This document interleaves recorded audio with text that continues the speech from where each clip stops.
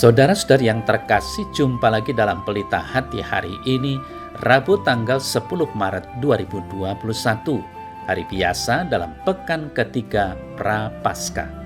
Bersama saya Romo Thomas Suratno SC dari Paroki Cilandak, Jakarta Selatan, mendengar dan merenungkan sabda Tuhan, yakni firman Tuhan yang tersurat dalam Injil Matius, bab atau pasal 5, ayat 17 sampai dengan ayat 19.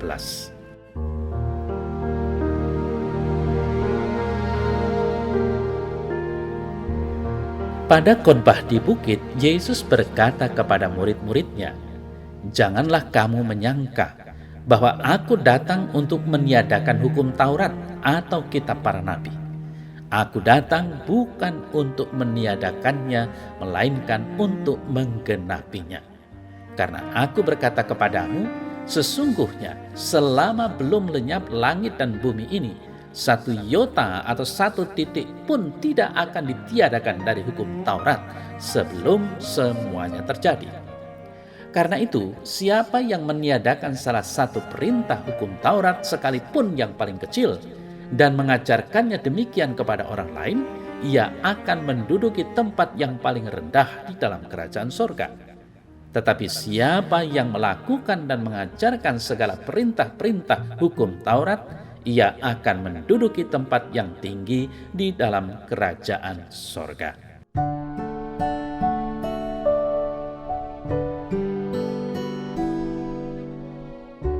Saudara-saudari yang terkasih, dalam warta Injil hari ini, kita mendengar Yesus yang menyatakan bahwa "Aku datang bukan untuk meniadakan hukum Taurat atau kitab para nabi, melainkan untuk menggenapinya." Pengajaran Yesus yang radikal dan penuh wibawa ini mengandung reaksi dari para muridnya, seakan-akan Yesus mau meniadakan hukum Taurat dan kitab para nabi.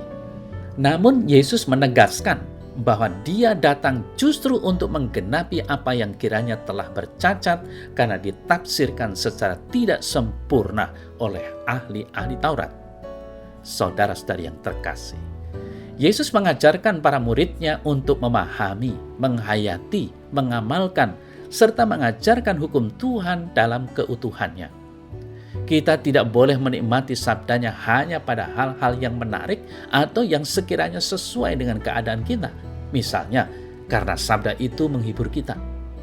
Kita tidak boleh mengabaikan bagian-bagian dari sabdanya yang mengecam atau yang menuntut perubahan sikap hidup yang radikal dari pihak kita. Janganlah kita membawa prinsip suka tidak suka ketika kita mengecap sabda Allah. Karena hal itu akan membatasi kita untuk menimba kekayaan sabda Allah, bahkan mengurangi kekayaan dari sabda itu sendiri. Saudara-saudari yang terkasih, Yesus menegaskan bahwa ia datang bukan untuk menghancurkan, namun untuk menggenapi Taurat. Yesus tidak ingin berhenti pada peraturan dan huruf-huruf yang ada di dalam Taurat itu. Yesus ingin meluruskan dan mewujudkannya secara nyata. Dalam mewujudkannya, Yesus berhadapan dengan kenyataan yang tidak mudah akibat banyak benturan dengan orang-orang Yahudi. Yesus menggenapi hukum Taurat dengan hukum kasih, hukum yang membebaskan manusia dari segala hal-hal yang membelenggu. Menghayati dan mengamalkan cinta kasih merupakan bentuk nyata dari ambil bagian dari hidup dan misi Yesus yang datang justru untuk menyempurnakan Taurat dan kitab para nabi. Sekali lagi, saudara-saudara yang terkasih, Yesus tadi mengatakan bahwa dia datang bukan untuk menghilangkan hukum Taurat, tetapi untuk menyempurnakannya. Hukum Taurat itu sebenarnya baik isinya, tetapi hukum itu tidak boleh dilakukan demi hukum itu sendiri, sehingga orang merasa terbebani, terbelenggu, dan berdosa jika tidak melaksanakannya. Yesus mau kita melaksanakan hukum Taurat dengan semangat baru, mentaati hukum Allah karena cinta kepadanya, bukan karena takut berdosa, sehingga tidak ada beban. Santo Agustinus berkata, "Ama et faquot vis," cintailah, lalu lakukanlah apa yang kamu kehendaki. Memang, saudara yang terkasih, dalam cinta tidak ada rasa takut lagi.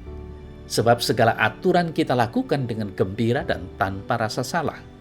Itulah hukum yang membebaskan. Yesus ingin kita menaati hukum Tuhan seperti itu.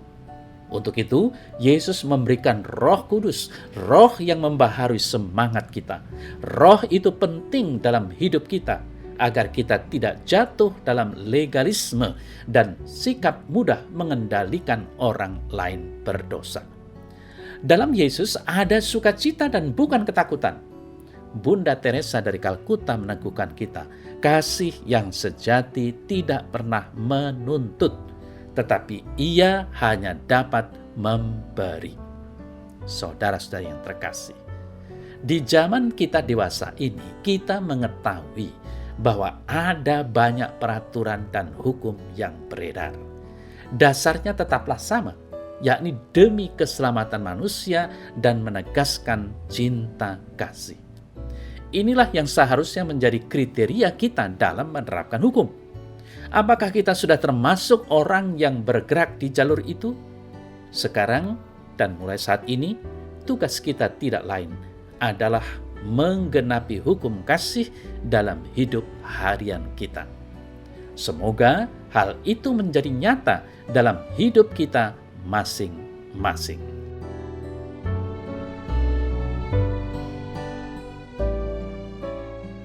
Dalam nama Bapa dan Putra dan Roh Kudus.